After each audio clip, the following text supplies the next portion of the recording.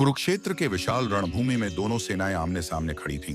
युद्ध की विभीषिका निकट थी और दोनों पक्षों के योद्धा अपनी अपनी भूमिका निभाने को तैयार थे। यह महायुद्ध केवल भूमि और राज्य के लिए नहीं, बल्कि धर्म और अधर्म के बीच था। कौरवों की सेना का नेतृत्व स्वयं भीष्म पितामह कर रहे थे, जो अद्वितीय योद्धा और अजेय थे।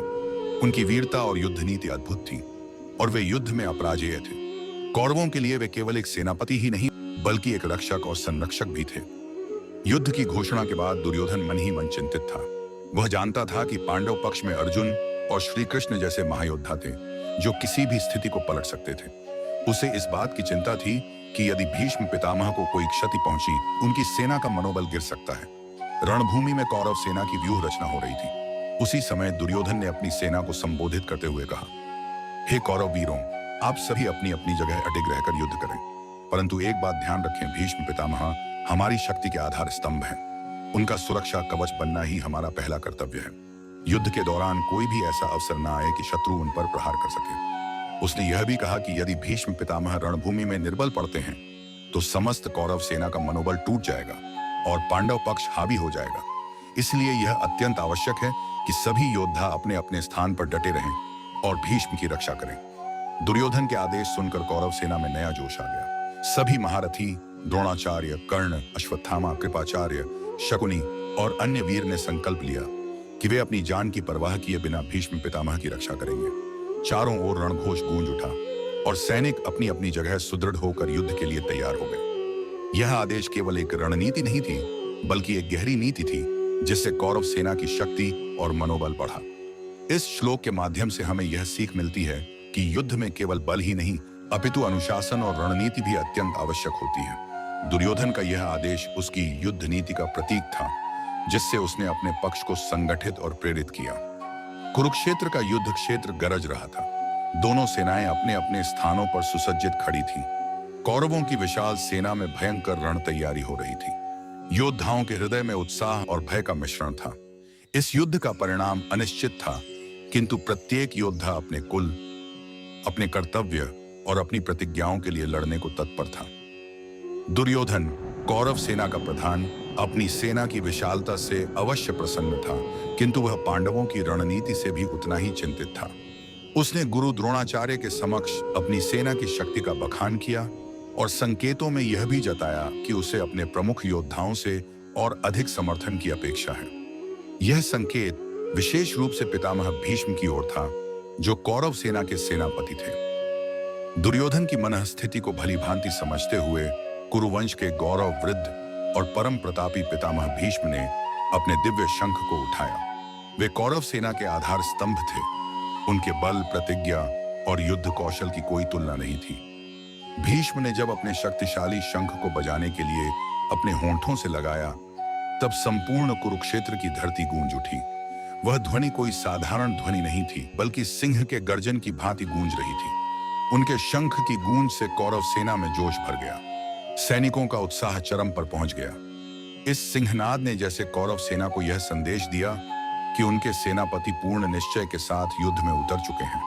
यह ध्वनि उनके प्रतिज्ञाबद्ध होने का संकेत थी, जिससे उनकी सेना को आत्मविश्वास मिला और पांडवों को यह आभास हो गया कि यह युद्ध सरल नहीं होगा।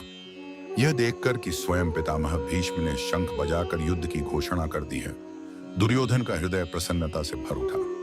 उसे यह प्रतीत हुआ कि अब उसकी सेना को अपार शक्ति प्राप्त हो गई है और पितामह की छत्र छाया में कौरवों की विजय निश्चित है। इस प्रकार भीष्म पितामह के इस सिंहनाद ने कुरुक्षेत्र के युद्ध का वास्तविक प्रारंभ कर दिया।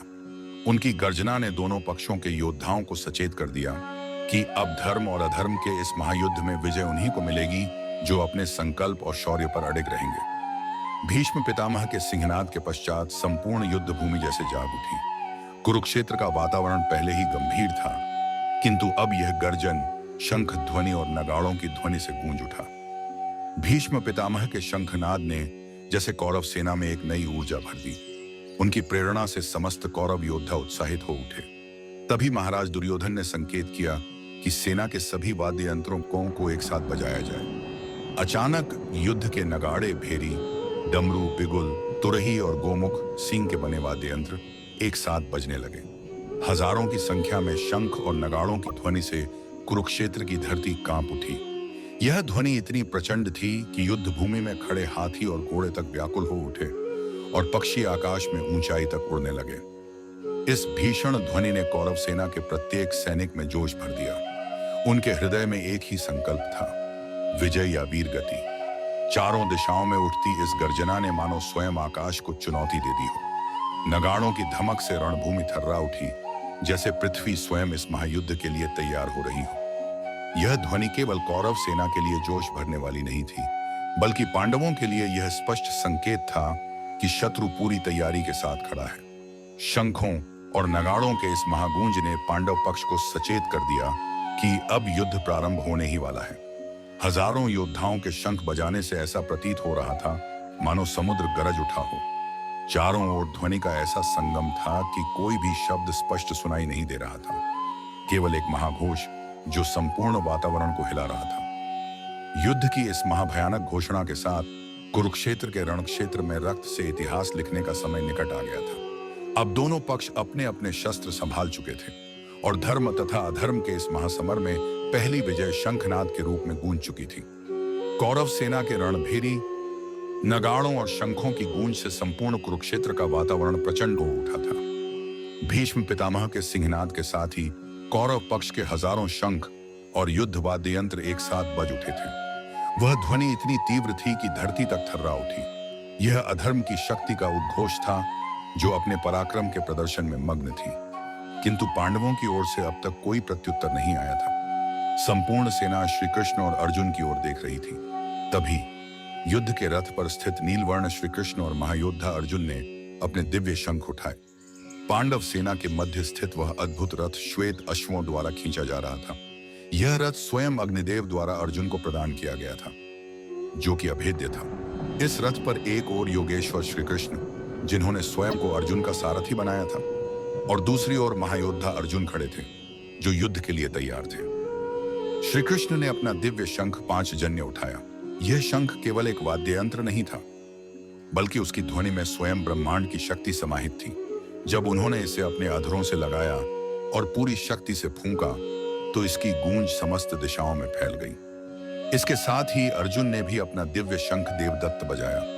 अर्जुन का यह शंख भी देवताओं द्वारा प्रदत्त था, और जब इसे ध्वनित किया जाता तो युद्ध भूमि में शत्रु भयभीत हो जाते थे। जब श्री कृष्ण और अर्जुन ने अपने अपने शंख बजाए, तो कुरुक्षेत्र में एक दिव्य और चमत्कारी ऊर्जा प्रवाहित होने लगी।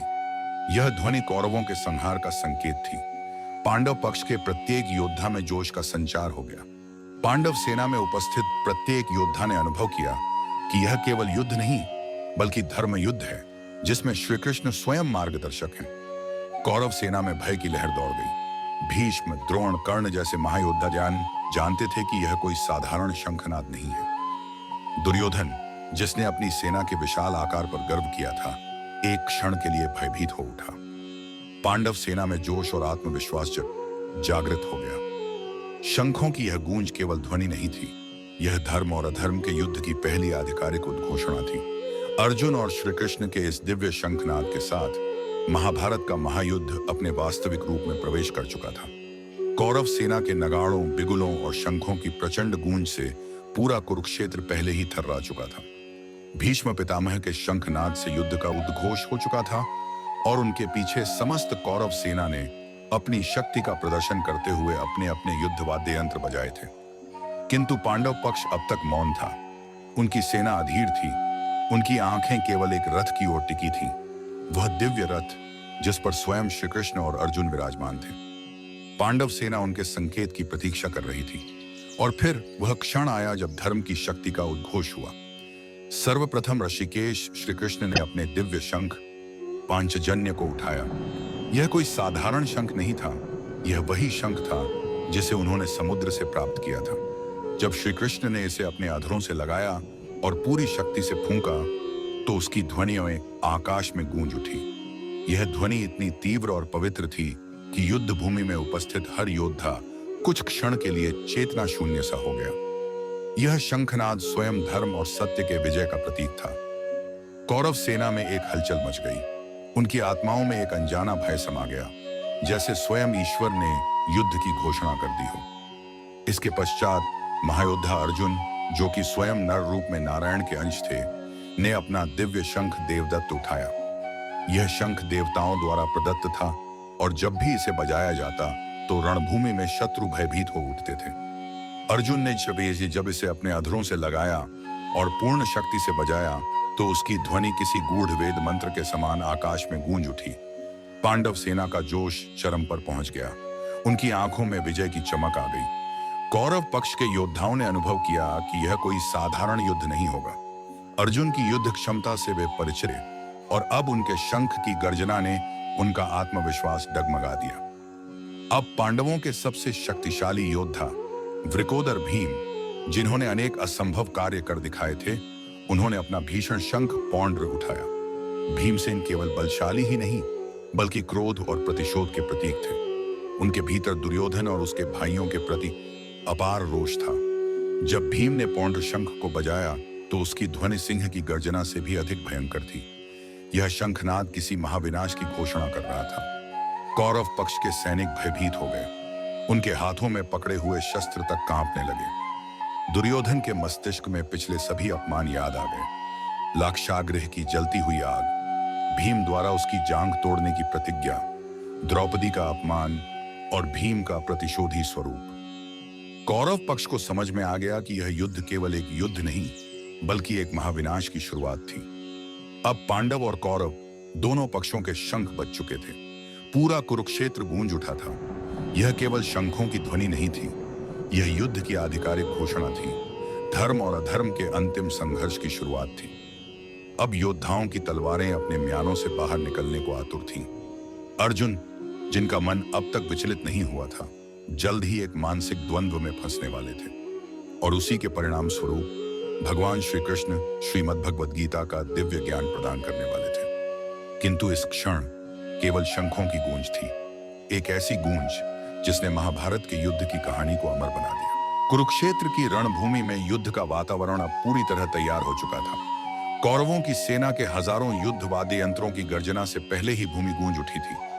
भीष्म पितामह, द्रोणाचार्य, कर्ण और दुर्योधन जैसे महायोद्धाओं ने अपनी शक्ति का प्रदर्शन कर दिया था। किंतु जब पांडव पक्ष की ओर से श्री कृष्ण, अर्जुन और भीम ने अपने दिव्य शंख बजाए तो युद्ध का पलड़ा संतुलित हो गया। अब पांडवों की संपूर्ण सेना अपने अपने शंख उठाने को तत्पर थी और तभी एक के बाद एक महायोद्धाओं ने अपने शंखनाद से धर्म युद्ध की घोषणा कर दी। धर्मराज युधिष्ठिर, जो सत्य, धर्म और न्याय के प्रतीक थे, ने अपने दिव्य शंख अनंत विजय को उठाया। युधिष्ठिर युद्ध में अन्य पांडवों की तरह उतने शक्तिशाली नहीं थे, किंतु उनका मनोबल अडिग था। जब उन्होंने अनंत विजय शंख बजाया तो उसकी ध्वनि में धर्म और सत्य की शक्ति समाहित थी। यह शंखनाद संपूर्ण पांडव सेना के लिए विजय का प्रतीक बन गया। यह ध्वनि सुनकर उनकी सेना के योद्धाओं में आत्मविश्वास बढ़ गया। कौरवों के हृदय में यह स्मरण हो आया कि वे केवल पांडवों से नहीं बल्कि धर्म के सिद्धांतों से युद्ध कर रहे हैं। नकुल और सहदेव का सुघोष और मणिपुष्पक शंखनाद, इसके पश्चात मधुर और सौम्य नकुल तथा गंभीर और निष्ठावान सहदेव ने अपने अपने शंख बजाए। नकुल ने सुघोष नामक शंख बजाया, जिसकी ध्वनि एक स्पष्ट और ओजस्वी उद्घोष की तरह थी। सहदेव ने मणिपुष्पक नामक शंख बजाया, जिसकी ध्वनि किसी मंत्रोच्चार की भांति शत्रु सेना के कानों में गूंज उठी। उनके शंखनाद से पांडव सेना में जोश और दृढ़ संकल्प भर गया। अब शंखनाद की श्रृंखला में पांडव पक्ष के अन्य महारथी भी सम्मिलित हो गए। काशीराज, जो श्रेष्ठ धनुर्धर थे, उन्होंने भी अपने शंख से युद्ध के प्रति अपनी प्रतिज्ञा दोहराई। शिखंडी, जिन्होंने भीष्म पितामह के अंत का संकल्प लिया था, ने अपने रथ पर खड़े होकर अपने शंख का नाद किया। धृष्टद्युम्न, जो इस युद्ध के लिए ही जन्मे थे और जिन्होंने कौरवों के विनाश का प्रण लिया था, उन्होंने भीषण गर्जना के साथ अपना शंख बजाया। विराट, जो पांडवों के सहयोगी राजा थे, उन्होंने भी अपनी सेना का नेतृत्व करते हुए शंख बजाया। सात्यकी, जो श्री कृष्ण के परम भक्त और अजेय योद्धा थे, उन्होंने भी अपने दिव्य शंख का नाद किया। अब युद्ध भूमि में पांचाल नरेश द्रुपद ने भी अपने शंख की भयंकर ध्वनि से रणभूमि को कंपा दिया। इसके साथ ही द्रौपदी के 5 पुत्र, जो सभी युवा और अद्वितीय योद्धा थे, उन्होंने भी अपने अपने शंख बजाए। ये 5 पुत्र प्रतिबिंध्य, सुतसोम, श्रुतकीर्ति, शतानीक और श्रुतसेन पांडवों की विरासत का प्रतिनिधित्व कर रहे थे। और अंत में सुभद्रा और अर्जुन के पुत्र वीर अभिमन्यु, जिन्होंने चक्रव्यूह में अपने अद्भुत पराक्रम का प्रदर्शन किया था, उन्होंने भी अपने महाबली बाहुओं से शंख उठाया और उसे पूरी शक्ति से बजाया। उनके शंखनाद की ध्वनि ने यह स्पष्ट कर दिया कि वे केवल युद्ध लड़ने के लिए नहीं आए थे, बल्कि अपनी वीर गति को अमर करने के लिए रणभूमि में खड़े थे। अब पांडव सेना के प्रत्येक महायोद्धा ने अपने अपने शंख बजा दिए थे। कुरुक्षेत्र अब केवल रणभूमि नहीं रहा, यह धर्म युद्ध के लिए एक पवित्र स्थल बन चुका था। यह ध्वनि किसी प्राकृतिक आपदा की तरह थी, जो युद्ध की विभीषिका का संकेत दे रही थी। कौरव पक्ष के कुछ सैनिक भयभीत होने लगे। उनके मन में यह विचार उत्पन्न होने लगा कि शायद वे अधर्म के पक्ष में खड़े हैं। पांडव सेना में एक अद्भुत आत्मविश्वास और शक्ति का संचार हुआ। अब संपूर्ण रणभूमि में शंखों की ध्वनि रुक चुकी थी। चारों ओर केवल युद्ध की अग्नि जल रही थी। अर्जुन, जो अब तक शांत थे, युद्ध के इस भयानक स्वरूप को देखकर विचलित होने लगे। और यही वह क्षण था जब श्री कृष्ण उन्हें गीता का दिव्य ज्ञान प्रदान करने वाले थे। किंतु इस क्षण यह स्पष्ट हो चुका था कि युद्ध की घोषणा हो चुकी थी, शंखनाद हो चुका था, और अब केवल धर्म और अधर्म की अंतिम टक्कर शेष थी। कुरुक्षेत्र की रणभूमि अब तक केवल तलवारों और बाणों की टंकार की प्रतीक्षा कर रही थी, लेकिन उससे पहले ही एक ऐसी ध्वनि गूंज उठी जिसने युद्ध के परिणाम का संकेत पहले ही दे दिया। पांडवों के महाशंखनाद ने केवल आकाश और पृथ्वी को ही नहीं हिला दिया, बल्कि कौरवों की सेना के हृदयों में भय की ज्वाला प्रज्वलित कर दी। पहले भीष्म पितामह ने अपनी सिंहनाद जैसी गर्जना से कौरव पक्ष का उत्साह बढ़ाया था, और उनके साथ ही दुर्योधन और उसकी विशाल सेना ने भी अपने युद्ध वाद्य यंत्र बजाए थे। किंतु जब पांडव पक्ष से श्री कृष्ण, अर्जुन, भीम, युधिष्ठिर, कुल, सहदेव और अन्य महायोद्धाओं ने अपने अपने शंख ध्वनित किए, तो उसकी गूंज संपूर्ण वातावरण में इस प्रकार व्याप्त हो गई कि दिशाएं भी कांप उठीं। आकाश तक उसकी गर्जना फैल गई, जिससे ऐसा प्रतीत हो रहा था जैसे स्वयं देवता भी इस महायुद्ध के साक्षी बन रहे हों। पृथ्वी भी इस भीषण ध्वनि से थर्रा उठी, मानो वह भी इस महायुद्ध के परिणाम को लेकर चिंतित हो। युद्ध भूमि में उपस्थित हाथी और घोड़े व्याकुल होकर इधर उधर भागने लगे। उनकी आंखों में अनजाना भय था। कौरव पक्ष के सैनिकों के हाथों में थमे शस्त्र तक कांपने लगे। धृतराष्ट्र के पुत्रों यानी कौरवों के लिए यह शंखनाद किसी अशुभ संकेत से कम नहीं था। यह केवल एक साधारण युद्ध उद्घोष नहीं था, बल्कि एक दिव्य शक्ति का संदेश था कि धर्म की रक्षा के लिए स्वयं श्री कृष्ण इस रणभूमि में उपस्थित हैं। दुर्योधन, जिसने अब तक अपने बल और सेना की विशालता पर गर्व किया था, इस ध्वनि को सुनते ही एक पल के लिए भयभीत हो उठा। उसे पहली बार एहसास हुआ कि उसके सामने केवल 5 भाई नहीं, बल्कि स्वयं धर्म की शक्ति खड़ी है। कर्ण, जो हमेशा अर्जुन से युद्ध करने को लालायित था, उसने भी इस गूंज को अनुभव किया और महसूस किया कि यह कोई साधारण संग्राम नहीं होगा। दुशासन, जिसने द्रौपदी का चीरहरण किया था, उसके कानों में यह ध्वनि एक दैवीय शाप की तरह प्रतीत हो रही थी। जयद्रथ, जो अभिमन्यु के अंत का कारण बनने वाला था, उसे भी यह ध्वनि उसके भविष्य की ओर संकेत देती सी प्रतीत हो रही थी। शंख ध्वनि ने जैसे कौरवों के हृदयों को चीर दिया। जब यह ध्वनि महल तक पहुंची, तब नेत्रहीन राजा धृतराष्ट्र ने संजय से पूछा, हे संजय, यह कैसी ध्वनि है? क्या यह मेरे पुत्रों के विजय का संकेत है या कोई अशुभ संकेत? संजय, जो दिव्य दृष्टि से सब देख सकते थे, उन्होंने उत्तर दिया, हे राजन, यह पांडवों के शंखनाद की ध्वनि है, जिसने आपके पुत्रों के हृदयों को विदीर्ण कर दिया है। यह केवल एक शंख ध्वनि नहीं, बल्कि धर्म युद्ध की घोषणा है। इस युद्ध में केवल अस्त्र शस्त्रों की भिड़ंत नहीं होने वाली थी, यह धर्म और अधर्म का संग्राम था। पांडवों के इस शंखनाद से स्पष्ट हो गया था कि युद्ध केवल बल से नहीं, बल्कि सत्य, न्याय और धर्म के साथ जीता जाएगा। अब रणभूमि पूरी तरह तैयार थी। एक ओर कौरवों की विशाल सेना थी, तो दूसरी ओर पांडवों की धर्मपरायण सेना। दोनों पक्ष आमने सामने थे। किंतु इस महाशंखनाद के बाद एक और बड़ा मोड़ आने वाला था। अर्जुन का मानसिक द्वंद्व और श्री कृष्ण द्वारा गीता का दिव्य ज्ञान। अर्जुन का संकल्प और भगवान श्री कृष्ण से संवाद का वर्णन है। अर्जुन, जो हनुमान जी के ध्वज से सुशोभित अपने रथ पर बैठा था, ने युद्ध की तैयारियों को देखकर अपनी पूरी शक्ति को उभरते हुए देखा।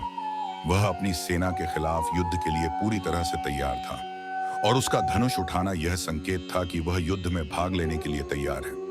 उसे अपने रिश्तेदारों और गुरुजनों के खिलाफ खड़ा देखकर वह मन ही मन बहुत परेशान था, लेकिन उसकी निष्ठा और कर्तव्य ने उसे निडर बना दिया।